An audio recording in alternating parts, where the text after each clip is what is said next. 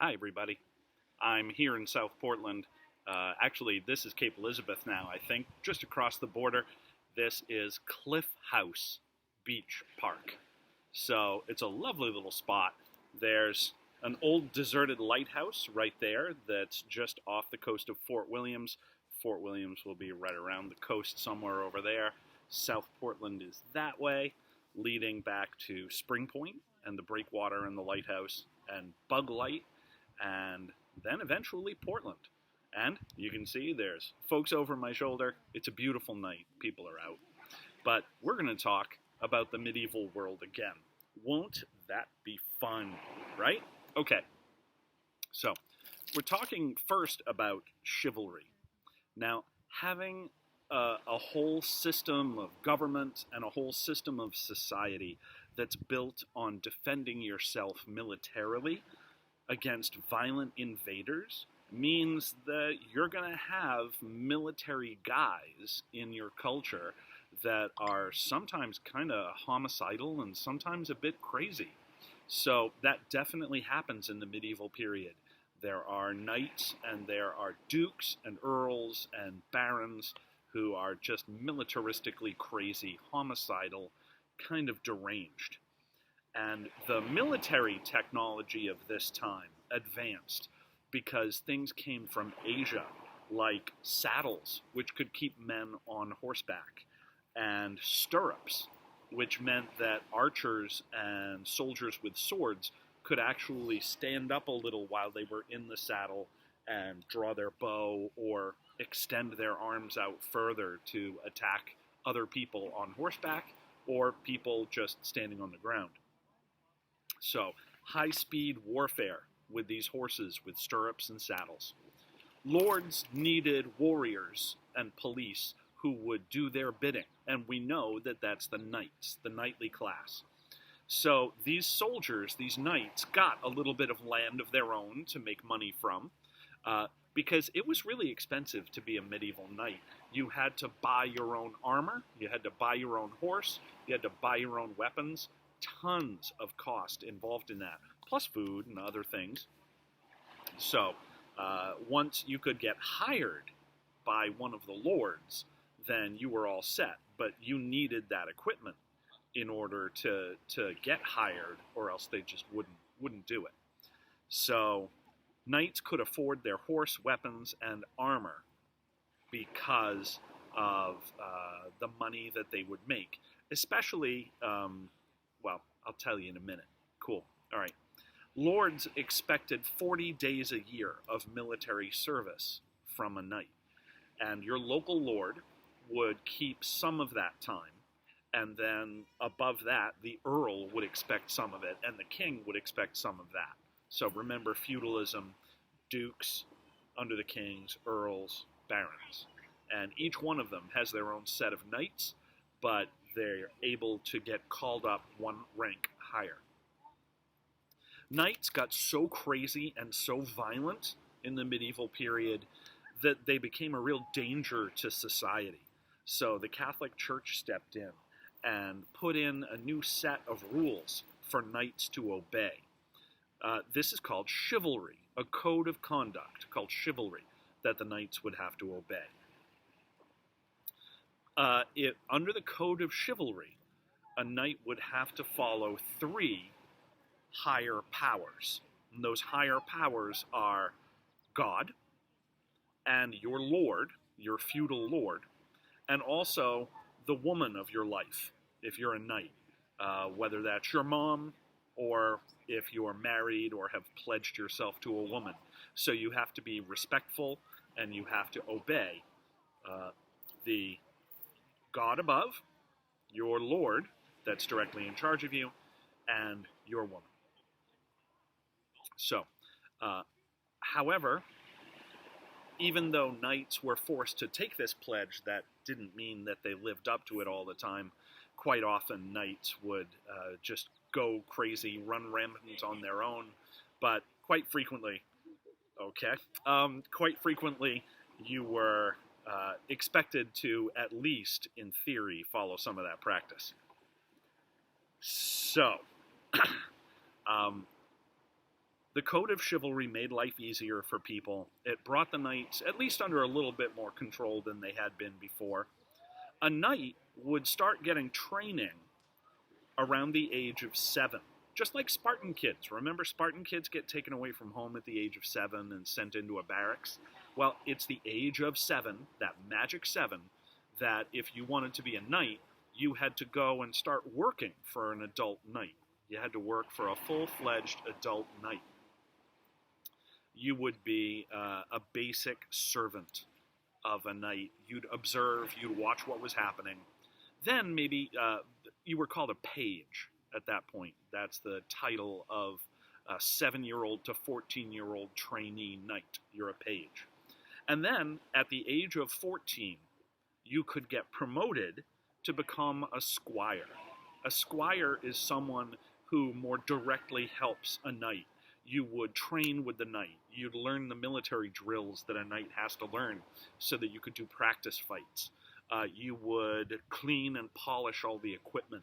You'd take care of the horse so that you'd know how to do it. So these are all things that a squire would do from the age of 14 to about the age of 21. And it's thought that it's right around the age of 21 that a young man could just become a full-fledged knight if they were good enough. The first couple of years of your life as a knight involve you wandering around from place to place, trying to earn enough money to get the equipment, the armor, the stuff that you need, looking for practice tournaments. Every practice tournament you take part in, you have a chance of winning some money. In jousting or in sword fighting or in wrestling, there are cash prizes. And so this is a way that a lot of knights were able to get together the money that they needed so that after a few years of becoming a knight, they could get hired by somebody powerful and important if they were talented enough. By the 1100s, stone castles were more prevalent than wooden castles. It's funny to think that most medieval castles, especially in the early medieval period, were wooden castles. And yeah, you can burn that down pretty easily. But there just wasn't enough stone, not enough people to move the stone to really make good stone castles. However, the military strategies picked up a bit and technology picked up a bit. People were able to move large stones more easily, and you have more stone castles starting around the year 1100. Attacking stone castles was a lot more dangerous than attacking wooden ones. When a medieval manor is under attack, all the peasants would come inside the walls of the manor or the castle. Remember that you really need to do that as a lord if you want to have farmers for the future to take care of your crops. So defenders made castles super hard to conquer. Okay, you have turrets, you have slender little holes in the walls for archers to shoot down on you. You have boiling barrels of oil, so that if the enemy army gets too close to the castle, you can simply dump the boiling oil onto the guys who are trying to get in. It was hard to capture a castle. Even if you managed to get across the moat, let's say there was a drawbridge, let's say you managed to have some of your guys swim across the moat and release the drawbridge, even if the drawbridge comes down, you as the attacker would have to get across the drawbridge, meanwhile being fired at from all sides in front of the castle, and then you would have to try to batter through that door. Now, they had battering rams, things like battering rams to break down doors. If you were an invader, you might also be using catapults. A catapult could fling stones, it could fling dead bodies, it could fling things that are on fire, it could fling things that cause disease over the castle wall and into the castle to either freak out the people inside, to make them sick, to catch them on fire, to set fire to buildings inside the castle. So you've got catapults that can do all that. Trebuchets do it too. They're a bit more like slingshots than they are catapults. Stones or incendiaries can be thrown that way, or biological agents to make life hell inside by making people sick.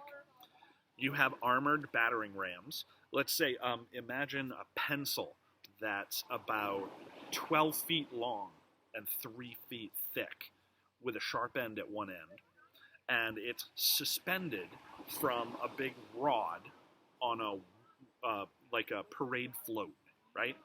And then you have a wooden roof over all that, and you have 12 or 15 guys inside that mechanism slamming that big 12 or 15 foot pencil into the door of the castle, the front door of the castle. Meanwhile, arrows are being fired down. They're trying to catch the roof of that mechanism on fire while you're in it. So if you can manage to push your way through that door, the first spot that you get to has an interior gate. So you rush through the door, and then a gate goes behind you from above and in front of you from above, and you're trapped there. And then they pour down boiling oil, or they shoot at you from little murder holes. That's what they're called. So it's really, really hard to take a castle. Really hard to take a castle. Including, there's an outer wall of the castle, right? And then there's the interior castle itself. Eventually, over time, the defenders thought, hey, wait a minute, why do we always have the gateway to the inside the exterior wall, line up with the next gateway to make it easy for invaders to go from one door to another? Wouldn't it be better, and wouldn't it be harder for them if the first gateway to get through the outer wall actually makes them have to go all the way around inside while we're shooting down at them to the next gateway to get in the castle? So, yeah, super effective thinking on the part of the defenders. Also, there's another way that you could try to break into a castle. You could try to dig underneath the castle walls, and maybe if you're effective at that, you can put some explosives down there and trigger them, and maybe it will upset the stability of one of the castle walls. That's called sapping, or mining the castle, sapping. A sapper is a guy who digs down and then puts the explosives in. There's another way called a siege tower. So basically, you're just building a giant tower of wood, and you fill it full of dudes, and there's a staircase inside the tower, right? So it's full of dudes. You push it right up to the wall of the castle, and then all the guys in the siege castle jump out one by one from the top of the siege tower onto the top of the castle wall, and they can go all around and kill everybody that they can find, and then open up the castle gates once they get down to the ground. But that rarely works well because, number one, the guys inside the castle can see your siege tower coming, and they're going to shoot at it with flaming arrows and things to try to catch it on fire. If it does get up to the castle wall, then every guy who jumps has to fight one-on-one, except it's not even one-on-one. Every guy that jumps off has to fight like the first 3 guys who are there on the castle walls, ready to handle all the guys coming off the siege tower. So it's tough. Medieval castle sieges were brutal. So, medieval literature. Just like the Greeks and the Romans, people in the medieval time told stories of brave warriors and love stories of heroes and heroines. They added romance with knights. The most famous medieval story is called the Song of Roland. It's about one of the soldiers, one of the officers in Charlemagne's army. And he is fighting off a Muslim invasion that comes through southern France in a mountain pass. And he has this horn, and he's been told by Charlemagne that if he ever needs help, blow the horn, and Charlemagne's army will come as quickly as it can. So Roland and his soldiers are fighting in this mountain pass, and they don't want to blow the horn because they want to handle it themselves. They want to be brave. They don't want to be rescued. They don't want to be thought of as cowards.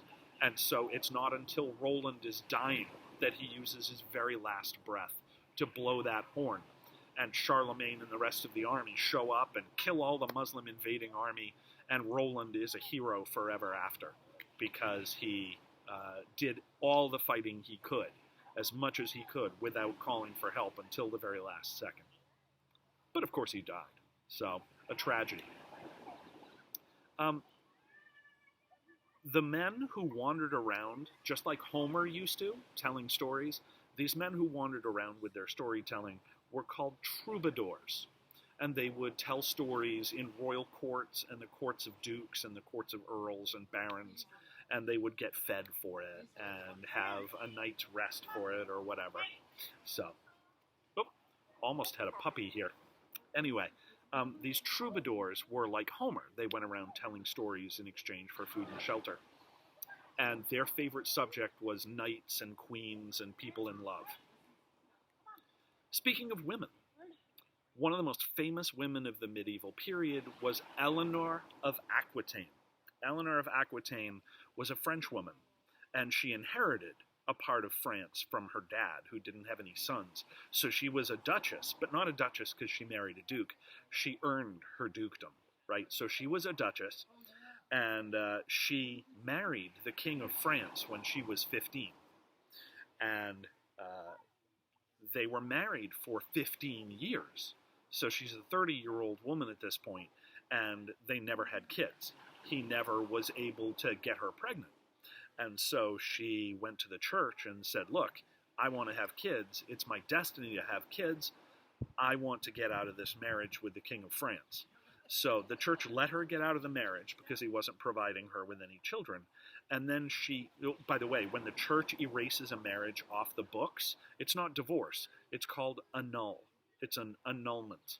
So she got an annulment because the king could never prove that they'd been blessed with a child ever, and so clearly God wasn't in favor of that marriage.